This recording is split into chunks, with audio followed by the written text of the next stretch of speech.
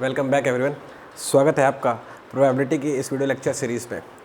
Probability का ये चौथा लेक्चर होने वाला है। अगर आपने अभी तक इस चैनल को सब्सक्राइब नहीं किया है तो इसे सब्सक्राइब कर लीजिए। मैं डेली मिनिमम कम से कम 4 वीडियोस अपलोड करने का टारगेट करता हूँ। तो अगर आप सब्सक्राइब करते हैं और बेल आइकन को हिट करते हैं तो जो मेरे नोटिफिकेशन है वीडियोज़ के वो सबसे पहले आप तक पहुँचेंगे। तो आप इससे लेट नहीं होंगे। मतलब ये बच्चे कि अगर मैंने जैसे ही वीडियो अपलोड किया और आपको पता चल गया तो आप उस वक्त से ही काम करना स्टार्ट कर पाओगे। आप जैसे उस वक्त से काम करना स्टार्ट करोगे तो मेरे नेक्स्ट वीडियो अपलोड करने तक आपको उसे पढ़ने का सफिशिएंट समय मिल जाएगा ना। बात आ गई समझ में। लेकिन अगर मान लिया कि आपको पता ही नहीं चला कि मैंने वीडियोस अपलोड कर दिए और आपको बाद में पता चला तो आप बाद में पढ़ना स्टार्ट करोगे। बाद में पढ़ना स्टार्ट करोगे तो आपको उतना समय कम मिलेगा अगले वीडियोज़ तक रीच करने के लिए। मेरे साथ बने रहने के लिए आपको मेरे साथ चलना पड़ेगा। तो उसी समय पर आपको नोटिफिकेशन से पता भी तो चलना चाहिए कि वीडियोस अपलोड हो गए और मुझे काम करना स्टार्ट करना है। ठीक है, तो आप सब्सक्राइब कीजिए, बेल आइकन हिट कीजिए ताकि मेरे वीडियोस का नोटिफिकेशन आप तक सबसे पहले पहुंच जाए। जितनी जल्दी आप तक पहुंचेगा उतनी जल्दी आप उस पर काम करना शुरू कर पाओगे और उतनी जल्दी मेरे साथ अगले वीडियो तक पहुँच पाओगे। ठीक है, चलिए हम लोग अभी इस वाले सेक्शन में मतलब वीडियो नंबर 4 होगा। टाइप 1 का ही मैं पैटर्न डिस्कस करूँगा। मैं टाइप 1 बता रहा हूँ, ये चौथा लेक्चर होने वाला है प्रोबेबिलिटी का। और ये क्वेश्चन नंबर 11 मैंने उसके लिए होमवर्क में दिया था। लेक्चर नंबर 3 में क्वेश्चन नंबर 11 होमवर्क था और इसमें क्वेश्चन नंबर 12 मैंने नया ऐड किया हुआ है। तो मैं आपको पिछले वाले लेक्चर का होमवर्क इसमें सॉल्व करके बिल्कुल बताऊँगा। उसके पहले मैं आपको ये वाला क्वेश्चन सॉल्व करके बता देता हूँ, अब इसको सीख लीजिए। ठीक है, चलिए क्वेश्चन नंबर 12 पहले सॉल्व कर रहा हूँ, बाद में होमवर्क भी सॉल्व करके बताऊँगा, वो यहाँ पर लिखा हुआ है। क्वेश्चन नंबर 12 एक बार सुन लीजिए।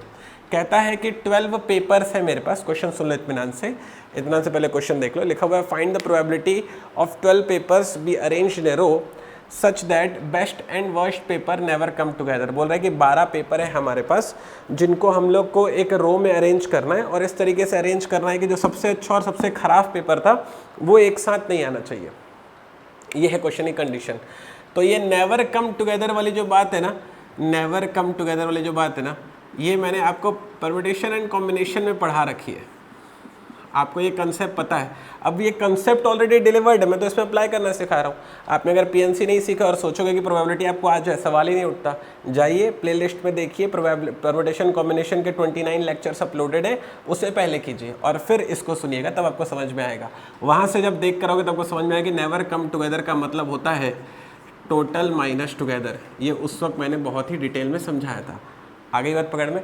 तो टोटल में से मैं वो केसेस जहाँ पर बेस्ट और वर्स्ट पेपर एक साथ होते होंगे उसे माइनस कर दूंगा, तो जो केसेस बचेंगे वो होंगे नेवर टुगेदर वाले। ठीक है, तो टोटल क्या होता है, मैंने इसके पहले आपको बताया था। टोटल प्रोबेबिलिटी होती है हमेशा 1, जस्ट इसके पहले लेक्चर में बताया हुआ है। Total probability is always 1।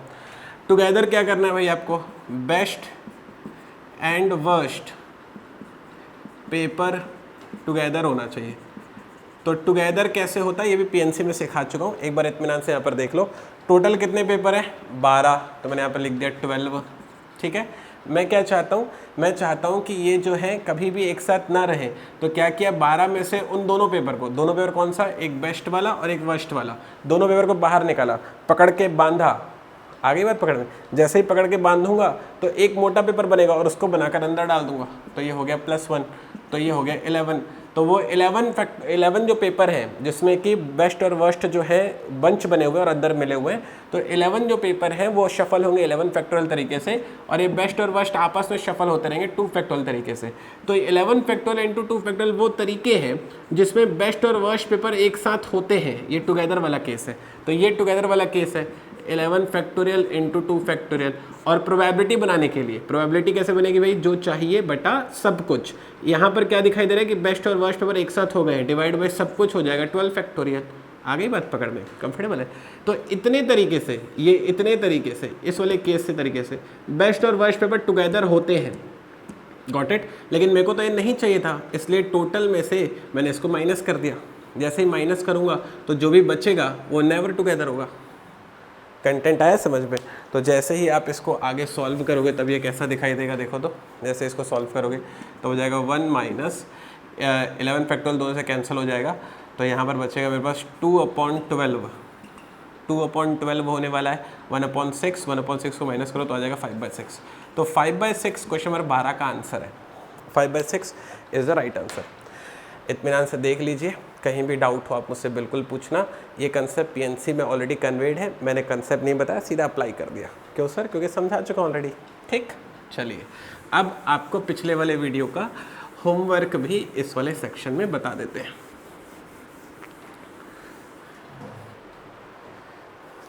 चलिए बच्चों लोग सुनते हैं question number 11। 1 bag contains 5 white and 4 black balls. थोड़ा ज़्यादा बड़ा हो गया। ये है फर्स्ट बैग जिसमें 5 वाइट और 4 ब्लैक बॉल्स हैं, और ये है सेकंड जिसमें मेरे पास 7 वाइट और 9 ब्लैक बॉल्स हैं। ठीक है, बोल रहा है a ball is transferred from the first bag to the second. Question पढ़ के सुना रहा हूँ। पहले बैग में ये और ये बॉल्स दी हुई हैं। पहले बैग से एक बॉल निकाल कर मैं दूसरे बैग में डालूंगा और फिर दूसरे वाले बैग से एक बॉल निकालूंगा। इस बात की प्रोबेबिलिटी क्या होगी कि जो बॉल निकाली है वो क्या हो जाए? वाइट हो जाए। क्वेश्चन आगे समझ में? इतना से सुन लो, क्वेश्चन फिर से समझा देता हूँ। 2 बैग गिवन है जिसमें कुछ कुछ बॉल्स रखी हुई हैं, ये है वो बॉल्स का नंबर। बोलता है कि एक बॉल निकालो फर्स्ट वाले बैग से और उसको डालो सेकंड वाले बैग में, फिर सेकंड वाले बैग से एक बॉल निकालना और इस बात की प्रोबेबिलिटी बता देना कि जो बॉल आपने सेकंड वाले बैग से निकाली थी वो वाइट थी। ये है वो क्वेश्चन।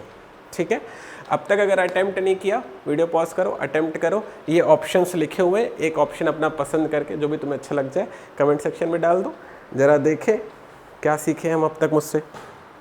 ठीक, चलिए अब मैं इस वाले क्वेश्चन को सॉल्व करके बताता हूँ। आई होप कि आपने अब अटेम्प्ट ज़रूर कर लिया होगा। एक बार मैं सॉल्व करके बताता हूँ, सुनो ज़रा।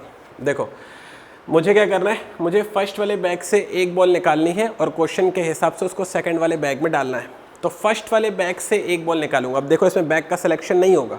क्यों नहीं होगा? क्योंकि उसने बोल दिया ना कि फर्स्ट वाले बैग से ही बॉल निकाल कर सेकंड वाले बैग में डालना। तो उसने बोल दिया कि फर्स्ट वाले बैग से ही निकाल कर सेकंड वाले में डालना, तो फिर सिलेक्शन किस बात का? बोल रहा है ना कि फर्स्ट वाले में से निकालो, तो सिलेक्शन थोड़ी उसने बोला है फर्स्ट वाले में से निकालो, इसलिए बैग का सिलेक्शन नहीं होगा क्योंकि उसमें लिखित है कि फर्स्ट वाले बैग से ही बॉल निकाली जाएगी। Got it? तो जब मैं फर्स्ट वाले बैग से निकालूंगा तो ये पॉसिबिलिटी होगी कि भाई वो बॉल वाइट निकल जाए। आगे बात पकड़ में। लेकिन ये भी पॉसिबिलिटी होगी कि वो बॉल ब्लैक निकल जाए। कंटेंट आया समझ में? जब आप फर्स्ट वाले बैग से एक बॉल निकालते हो और वो वाइट हो जाती है तो उसकी प्रोबेबिलिटी लिख रहा हूँ। फर्स्ट वाले बैग से जो बॉल हमने निकाली वो वाइट हो गई, उसकी प्रोबेबिलिटी लिख रहा हूँ। तो टोटल कितनी बॉल है? 9, तो इसलिए हो गया 9C1। लेकिन मुझे क्या चाहिए? वाइट कितनी है? 5, तो इसलिए हो गया 5C1। अब ये एक वाइट बॉल जो है आपने सेकंड वाले बैग में डाली, तो जैसे ही आपने इसको सेकंड वाले बैग में डाला होगा, सेकंड वाले बैग में पहले से कितनी थी? 7 वाइट थी। आपने एक वाइट और डाल दिया तो कितनी वाइट हो जाएगी? 8 वाइट हो जाएगी। और ब्लैक तो 9 की 9 ही रहेगी ना। ठीक है, तो अब सेकंड वाले बैग में ये सिनेरियो रहने वाला है। ठीक है, अब वो बोल रहा है कि जैसे ही आप ऐसा करो, मतलब कि फर्स्ट वाले बैग से एक बॉल निकालकर उसको सेकंड वाले बैग में डालो, तो फिर सेकंड वाले बैग से एक बॉल निकालना। ये क्वेश्चन की कंडीशन है। सेकंड वाले बैग से जैसे ही मैं एक बॉल निकालूंगा तो इस बात की प्रोबेबिलिटी पूछ रहा है कि वो वाइट हो जाए। Got it? तो मेरे को सेकंड वाले बैग से एक बॉल निकालनी है। 8 और 9 17 बॉल्स है, एक बॉल निकालनी है और मैं चाहता हूं क्वेश्चन के हिसाब से कि वो वाइट हो जाए। वाइट अभी कितनी है? 8, तो ये हो जाएगा 8C1। ठीक, प्लस क्यों कर रहे हैं सर आप? प्लस क्यों कर रहे हैं? क्योंकि मैं कहना चाहता हूं या कहने का मतलब है कि ये भी पॉसिबल है, मतलब कि या तो वाइट बॉल निकल सकती है या तो ब्लैक बॉल निकल सकती है। तो जैसे अभी फर्स्ट वाले बैग से वाइट बॉल निकली थी, उसका ये सिनेरियो हो गया, वैसे ही पॉसिबल है कि फर्स्ट वाले बैग से एक ब्लैक बॉल भी निकल सकती है। तो फर्स्ट वाले बैग से एक ब्लैक बॉल निकल जाए, उसकी प्रोबेबिलिटी क्या होगी? लिख देता हूँ भाई। टोटल बॉल कितनी है? 5 और 4 9, ये हो गया सब कुछ। मुझे क्या चाहिए? मुझे तो वो ब्लैक चाहिए। ब्लैक कितनी है? 4, तो ये हो गया 4C1। तो क्वेश्चन के हिसाब से बोलता है कि फर्स्ट वाले बैग से एक बॉल निकालकर सेकंड वाले बैग में डाल देना। तो अभी वाले केस के हिसाब से सोचो कि फर्स्ट वाले बैग से ब्लैक बॉल निकल गई और उसको मैं सेकंड वाले बैग में डाल रहा हूँ। सेकंड वाले बैग में पहले से क्या था? 7 वाइट थी और 9 ब्लैक था। 9 ब्लैक था, आपने एक ब्लैक अभी और डाली तो 10 ब्लैक हो गई।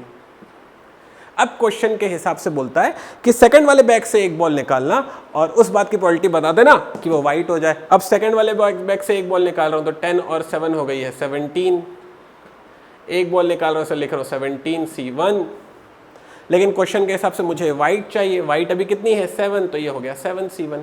तो ये हो गया इसका एक केस और ये हो गया इसका दूसरा केस।